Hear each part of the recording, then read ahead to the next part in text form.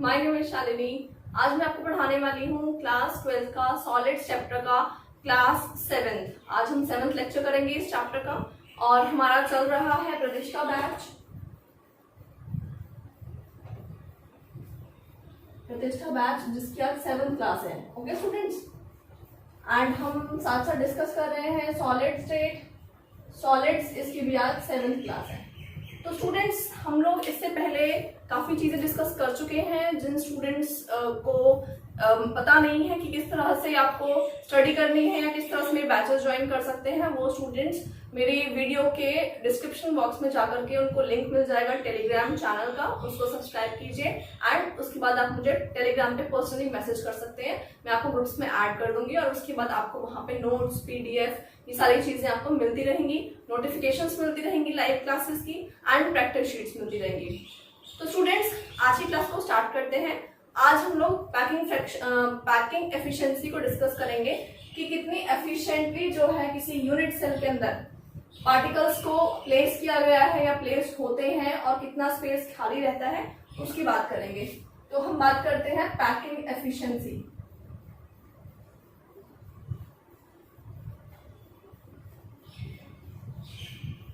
Packing efficiency. तो students, packing efficiency का मतलब क्या होता है? पैकिंग एफिशिएंसी का मतलब है कितना एफिशिएंटली यूनिट सेल के अंदर एटम्स प्लेस्ड हैं या वो किस जगह पे प्रेजेंट है, उसकी वजह से कितना स्पेस ऑक्यूपाइड है एंड कितना स्पेस जो है वो खाली है, वो वॉइड्स के फॉर्म में प्रेजेंट है वहां पे। तो स्टूडेंट्स, हम पैकिंग एफिशिएंसी की डेफिनेशन लिख लेते हैं।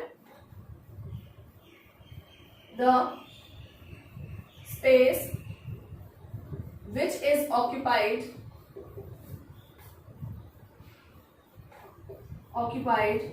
by atoms in the unit cell is,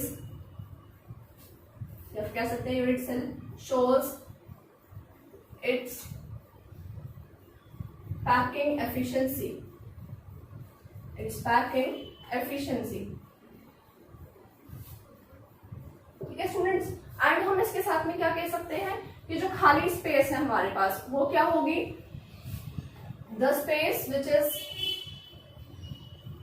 which is empty is known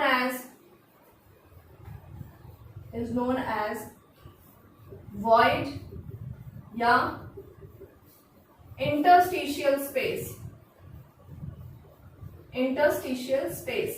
तो जो स्पेस खाली है जहां पे कोई एटम नहीं है, वो स्पेस जो है बच्चों वॉइड कहलाती है या इंटरस्टिशियल स्पेस कहलाती है। तो इसके आगे हम 3 तरह की चीजें पढ़ने वाले हैं।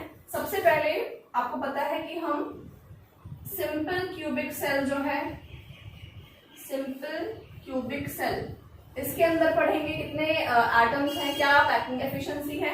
उसके बाद हम लोग डिस्कस करेंगे फेस सेंटर डिस्कस करेंगे, फेस सेंटर्ड, जिसको हम लोग कहते हैं FCC या CCP, इसको डिस्कस करेंगे एंड उसके बाद हम लोग डिस्कस करेंगे बॉडी सेंटर्ड। ठीक है स्टूडेंट्स, तो इनमें किस तरह से पैकिंग होती है, किस तरह से एटम्स जो हैं वो ऑक्यूपाई करते हैं कंप्लीट स्पेस को, वो हम डिस्कस करेंगे। सबसे पहला है हमारा सिंपल क्यूबिक सेल। तो हम हेडिंग डाल देते हैं सिंपल क्यूबिक सेल, जिसको क्या कहा जाता है? जिसको प्रिमिटिव भी कहा जाता है। ठीक है स्टूडेंट्स, प्रिमिटिव भी कहा जाता है इसको। तो प्रिमिटिव का मतलब है कि इसमें सिर्फ एटम्स जो है वो कॉर्नर्स पर प्रेजेंट है ना।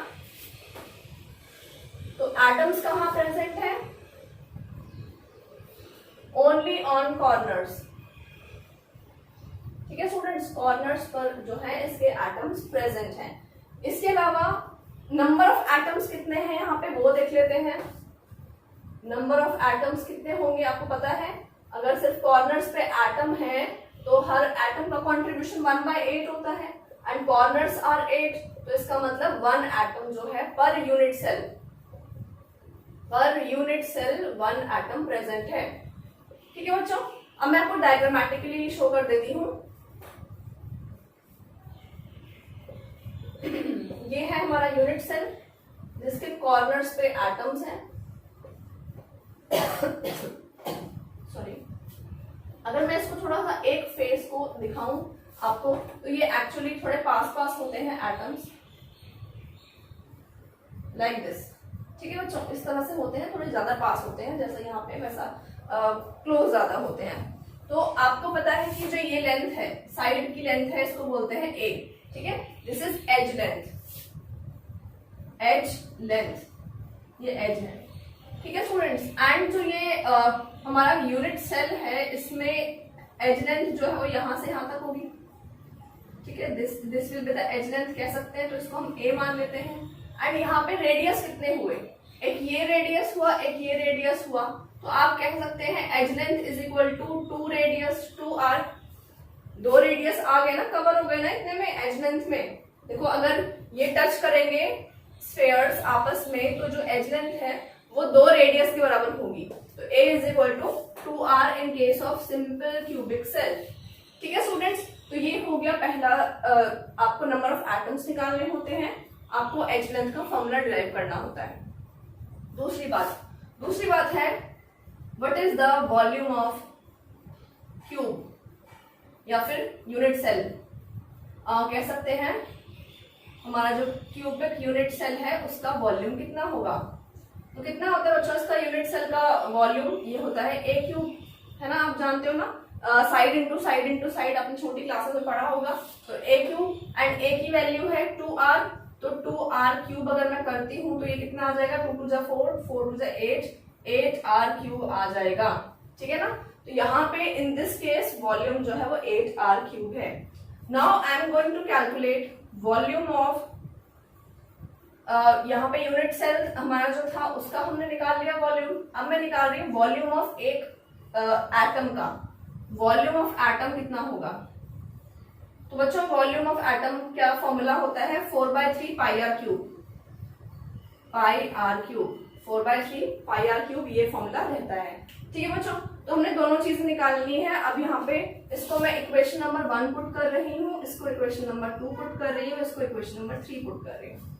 Now I have to divide, क्या डिवाइड करना है मुझे इन दोनों को आपस में डिवाइड करना है। मतलब हमारा जो यूनिट सेल है उसका कितना वॉल्यूम है और उसमें कितना एटम है। तो एटम का आप वॉल्यूम ऊपर रखेंगे, यूनिट सेल का जो वॉल्यूम है उसको नीचे रखेंगे, एंड देन आप उस सारी चीजों को डिवाइड कर देंगे। तो you have to divide like this, volume of atom जो है उसको ऊपर रखें, डिवाइड, ठीक है, 4/3 pi r cube divide by जो हमारे यूनिट सेल का वॉल्यूम है 8r क्यूब। जब स्टूडेंट्स हम इन सारी चीजों को कैलकुलेट कर लेंगे, r से r कट जाएगा, पाई की वैल्यू पुट कर लेंगे, एंड 8 और 4 ये सारी चीजें कट जाएंगी, तो हमारे पास आ, तो स्टूडेंट्स जब हम इसको कैलकुलेट करेंगे तो ये आ जाएगा 0.524, एंड परसेंटेज में निकालेंगे तो 52.4%। ठीक है, तो इसका मतलब क्या है कि हमारा जो यूनिट सेल के अंदर, सिंपल यूनिट सेल के अंदर कितने एटम्स ने स्पेस ऑक्यूपाई कर रखा है, ऑक्यूपाइड स्पेस इज इतना 52.4 and empty space is 48% something. ठीक है ना, तो इतना जो है 47% समथिंग जो है वो इतना वॉइड या स्पेस, इंटरस्टिशियल स्पेस रहेगा। तो ये हमने निकाल लिया है सिंपल सेल जो है, सिंपल यूनिट सेल, उसके केस में हमने निकाल लिया है कि पैकिंग फ्रैक्शन कितना है। तो स्टूडेंट्स हमें यही स्टेप्स फॉलो करने हैं, नंबर ऑफ एटम्स निकालेंगे, वॉल्यूम निकालेंगे दोनों का, एंड देन डिवाइड करेंगे, यही हमें हर जगह फॉलो करना है। तो let's calculate for FCC. Simple का कैलकुलेट कर लिया, एफसीसी पे आ जाते हैं।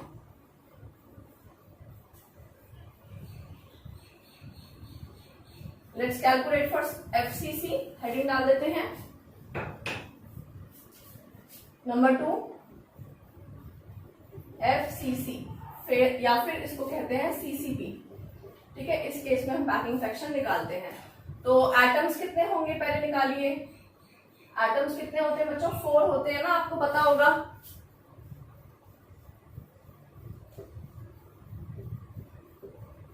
कॉर्नर्स पर तो एटम्स है ही ऑलरेडी, इसके अलावा कहाँ है एटम्स, इसके अलावा फेसेस पर है एटम्स। ठीक है, हर फेस पे भी एटम होगा। ठीक है, एंड इस वाले पे भी और इस वाले पे भी। तो 6 फेसेस वाले एटम्स हो गए। तो अगर हम कंट्रीब्यूशन देखें सबका तो टोटल 4 आएगा। ये मैं करा चुकी हूँ कैसे 4 आता है ना। नंबर ऑफ एटम्स हमने निकाल लिए हैं। आगे चलते हैं, वॉल्यूम की बात करते हैं। पहले इसका मैं आपको दिखा दूं, अगर एक फेस की बात करूं तो एक फेस पे किस तरह से एटम्स होंगे।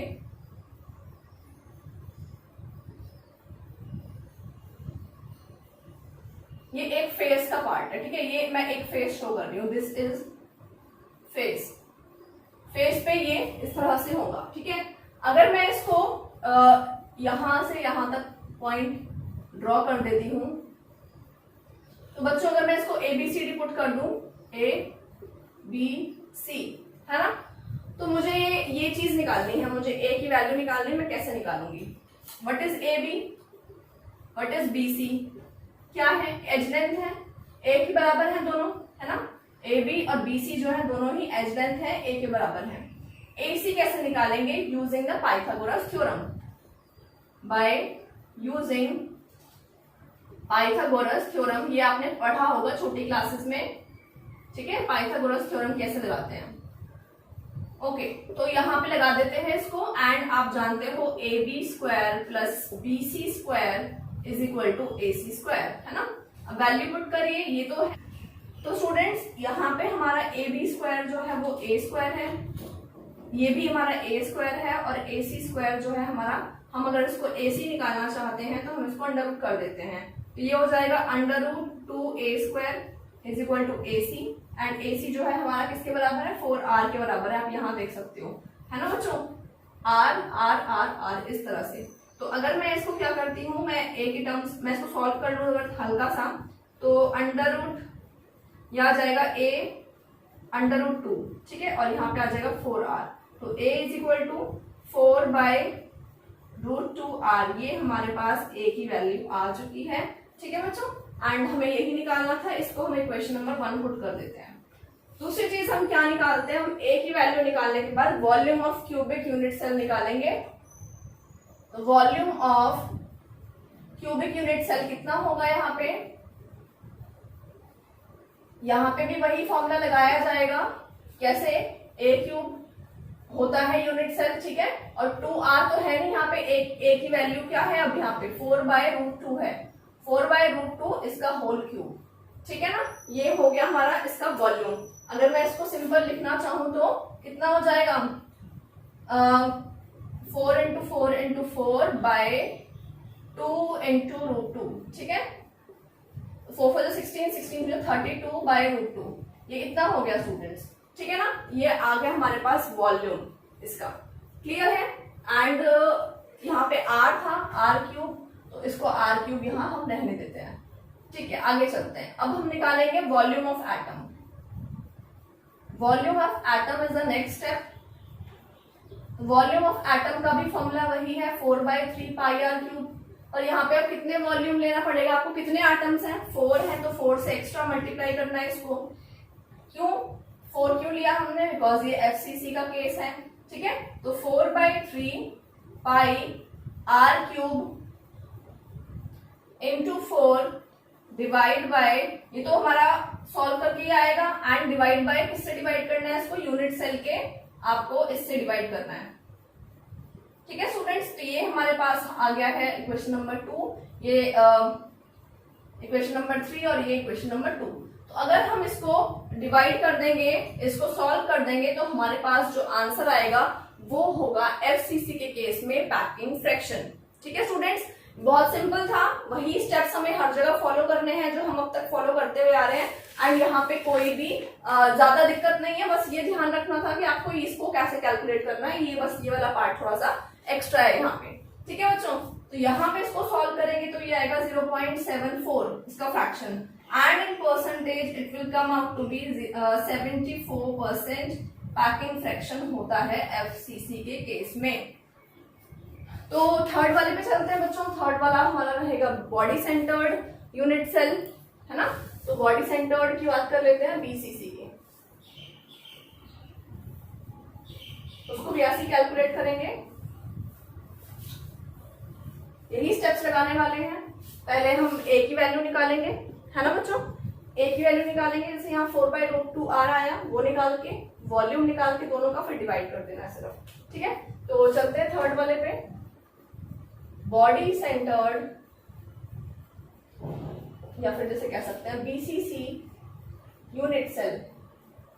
ठीक है बच्चों, this is the body centred unit cell. अब हमारे पास यहाँ पे कितने एटम्स हैं पहले वो देखते हैं। मैं आपके सामने एक ड्रॉ कर रही हूँ छोटा सा यूनिट सेल। कॉर्नर्स पे तो एटम्स हैं ही, उसके अलावा कहाँ पे है, एक सेंटर में एटम प्रेजेंट है ना। तो कितने एटम्स हो गए टोटल, आपको पता है कॉर्नर वालों का कंट्रीब्यूशन कितना होता है, कॉर्नर वालों का कंट्रीब्यूशन 1/8 × 8 होता है, प्लस सेंटर वाले का एक कंट्रीब्यूशन होता है जिसका टोटल आंसर आ जाएगा 2। 2 एटम्स हमारे पास हैं यहाँ पे। चलिए अब निकालते हैं हम लोग यही चीज, ए कैलकुलेट करेंगे। कैसे कैलकुलेट करेंगे, हमें ये चीज फाइंड आउट करने के लिए थोड़ा डिटेल डायग्राम बनाना पड़ेगा। कैसे बच्चों, ध्यान से देखना है कैसे बनाएंगे हम लोग।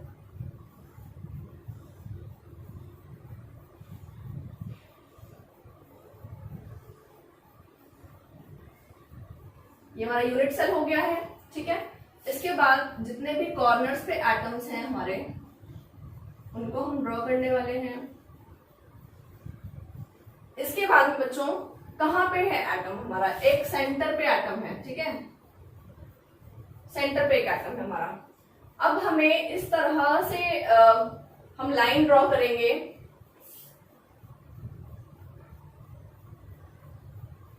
एक मैं यहां लाइन ड्रॉ कर देती हूँ इस तरह से, ठीक है, एंड एक मैं ड्रॉ कर देती हूँ इस तरह से। नहीं, मैं बॉडी डायगोनल पे ड्रॉ करूंगी इसको, डायगोनल पे, मतलब यहां से होते हुए यहां तक जाऊंगी। मैं डिफरेंट कलर का पेन यूज कर लेती हूँ।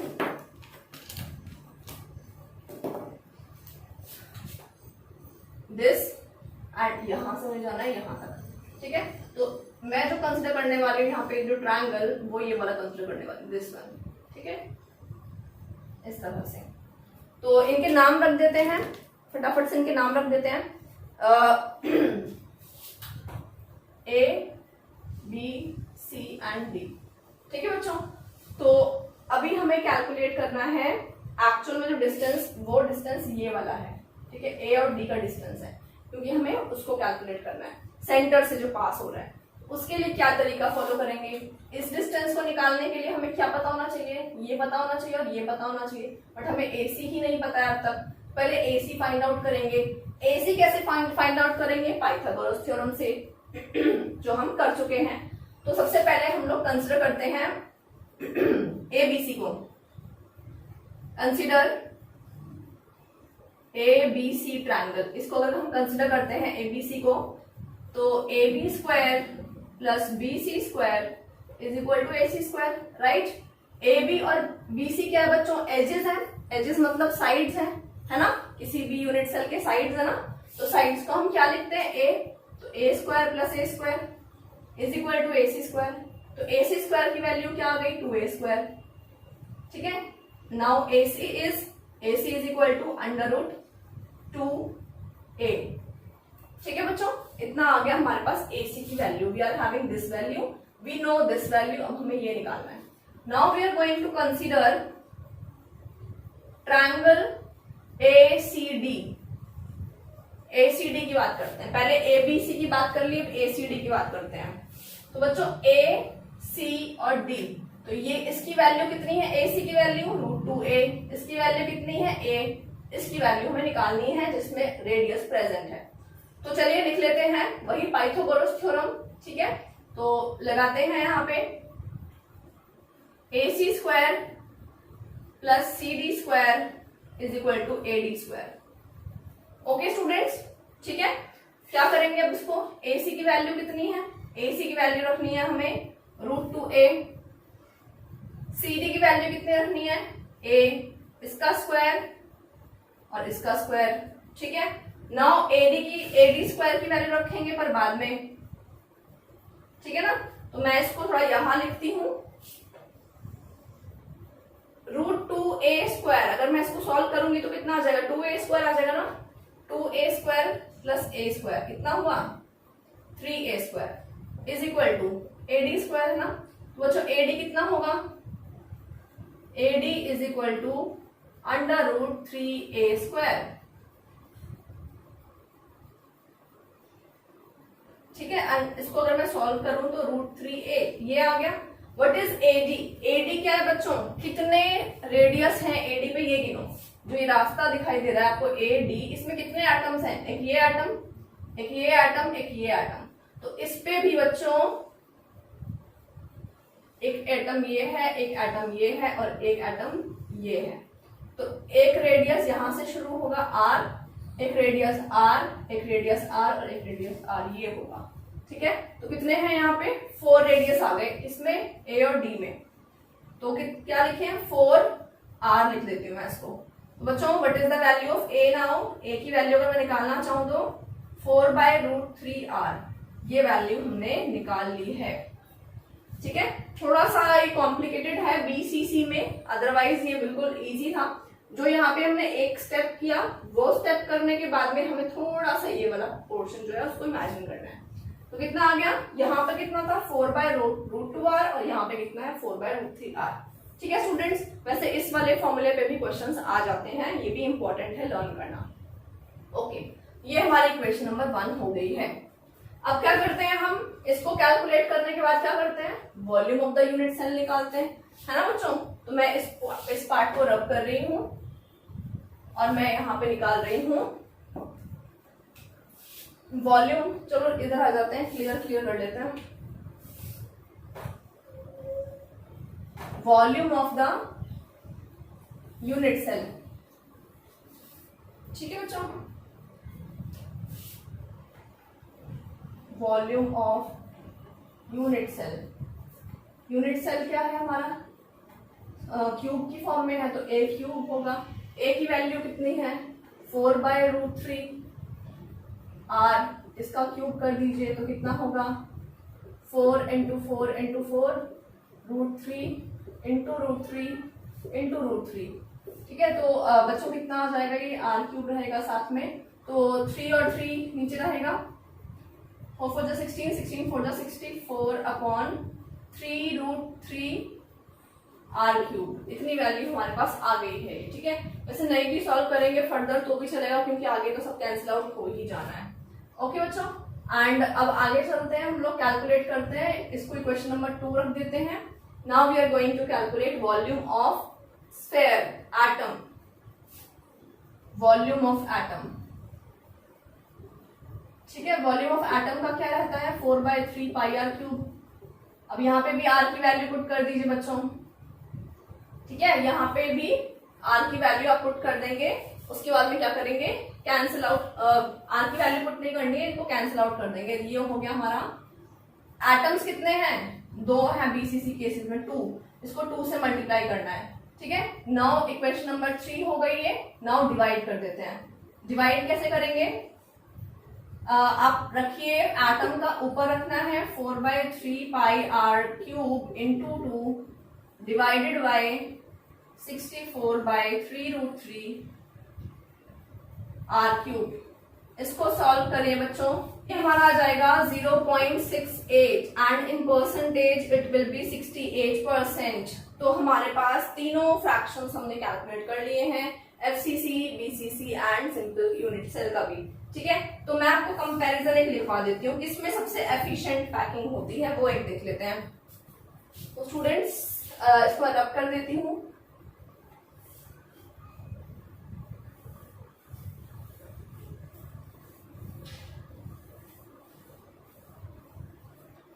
इसको मैं रब कर देती हूँ आपके लिए। एंड यहाँ पे देख लेते हैं कि सबसे सिंपल जो है उसमें क्या है पैकिंग फ्रैक्शन, फिर FCC में क्या है एंड फिर BCC में क्या है।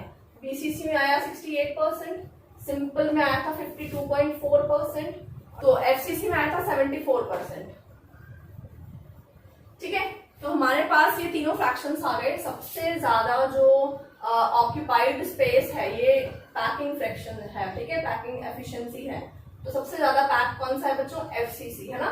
तो FCC is highly crowded, then BCC and then simple. अगर ये पूछा जाए कि इसमें स्पेस ज्यादा है तो वो इसका रिवर्स हो जाएगा।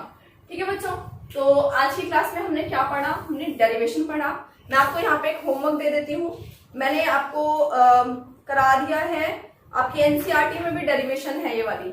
तो अगर आप एनसीईआरटी देखें तो आपकी एनसीईआरटी में पेज नंबर 18, 19 एंड 20 पर सेम डेरिवेशन है विद डायग्राम। तो आज का आपका होमवर्क यही है बच्चों, इन तीनों डेरिवेशंस को लिख करके प्रैक्टिस करना है एंड इनको लर्न कर लेना है। नेक्स्ट क्लास में हम लोग क्या करेंगे, नेक्स्ट क्लास में मैं आपको कराऊंगी डेंसिटी वाले क्वेश्चंस एंड वॉइड्स वाले क्वेश्चंस, जो आपके रेडियस रेशियो वाले क्वेश्चन होते हैं वो भी हम डिस्कस करेंगे। उसके बाद आपकी 1 या 2 क्लास में ये चैप्टर खत्म हो जाएगा, then we will move to solutions chapter. Okay students, अगर समझ में आया हो तो लाइक जरूर करें, चैनल को सब्सक्राइब करें, अपने फ्रेंड्स के साथ शेयर करें। Okay, bye bye. Tell me pretty lies, look me in the face, tell me that you love me, even if it's